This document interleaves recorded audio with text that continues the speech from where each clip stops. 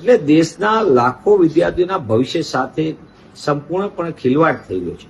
દેશની વિદ્યાર્થીઓ ભવિષ્યના તબીબ છે, ત્યારે આ રીતે ગેરરીતિ ગોલમાલના મોડેલ ઉપર રોક લાગવી જોઈએ.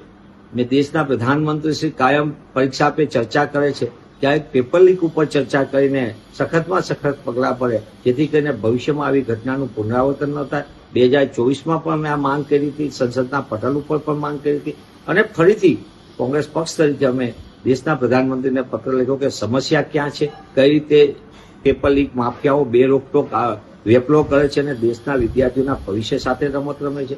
તેવા સંજોગોમાં પરીક્ષાની પદ્ધતિ ચુસ્ત થવી જોઈએ. સમગ્ર ઘટનાની તલસ્પર્શી તપાસ થવી જોઈએ સુપ્રીમ કોર્ટની નિગરાની નીચે, કારણ કે 2024માં પણ જે ચોરી કરાવનાર અથવા તો પેપર લીક માફિયાઓને શરણ આપનારા લોકો જ એ આની તપાસ સમિતિમાં હતા, એવો મારો સ્પષ્ટ આરોપ છે.